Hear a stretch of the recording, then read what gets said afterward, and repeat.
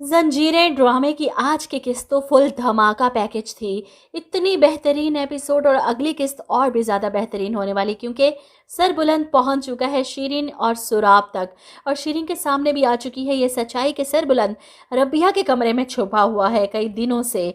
और वो फ़ौरन फ़ोन करके सुराब को इतला देती है। अब ये सब सुनने के बाद सुराब की शक्ल देखने वाली थी कि अब अपने सरदार को किसी गैर लड़की के कमरे से निकाल कर सबके सामने लेकर आएगा और इसकी इज्जत नीलाम करेगा। बहुत अच्छा मौका इसके हाथ लगा है और वो सीधा पहुंचता है बीबी जान के पास इस खबर के साथ, ताकि बीबी जान का हार्ट फेल करवाए एक ही बार में इनकी नज़रों से इनकी चहीती जरमाला और इनके लाडले सरबुलंद को गिराकर, और अपनी बहन बानो की खुदकुशी के सबूत दिखाए कि इसी वजह से बानो मर गई, क्योंकि इन दोनों का अफेयर चल रहा था।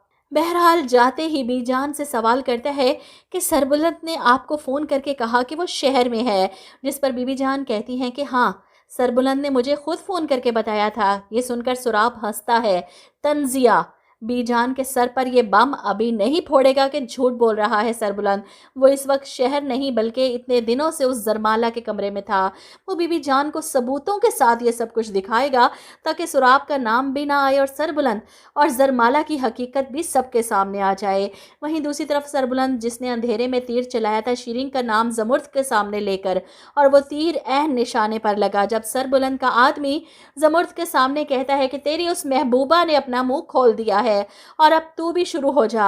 यहाँ पर मार खाकर बेहाल हुआ जमुर्द एकदम से तड़प कर सरबुलंद के आदमी को देखता है और यहीं से इनका शक यकीन में बदल जाएगा और सरबुलंद को फौरी तौर पर इतला दी जाती है, जिसके बाद सरबुलंद रात का भी इंतजार नहीं करता और फौरन से पहले चुपचाप इस हवेली से निकल जाता है। वहां पहुंचकर जमुर्द के सामने शीरीन का नाम लेगा और इसकी बौखलाहट देखकर सबसे पहले शीरीन पर हाथ डालने का प्लान बनाएगा। शीरीन सामने आ गई तो सुराब की बौखलाहट देखने वाली होगी और तब सरबुलंद का शक यकीन में बदल जाएगा। फिलहाल सुराब, जो बहुत खुश हो रहा है, इसे अंदाजा ही नहीं कि घेरा सरबुलंद के नहीं बल्कि इसके गिर्द तंग हो चुका है।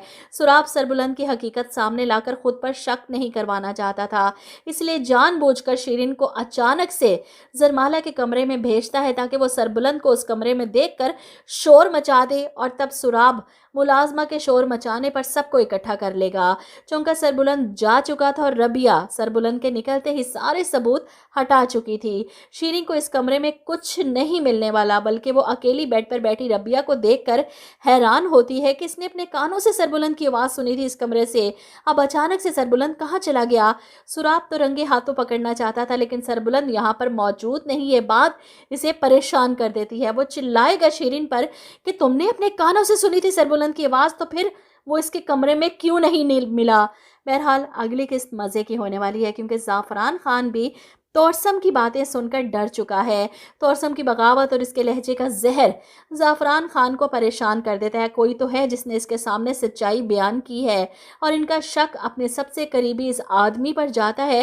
वो अपने तय खाने से बंदूकें निकाले इसके जंग साफ कर रहा है और अपने आदमी को बताता है कि ये राइफलें जंग खा रही हैं, अभी इनकी प्यास बुझी नहीं। जिस पर ज़ाफ़रान खान का आदमी सवाल करता है, किसके खून से इनकी प्यास बुझाना चाहते हैं खान जी?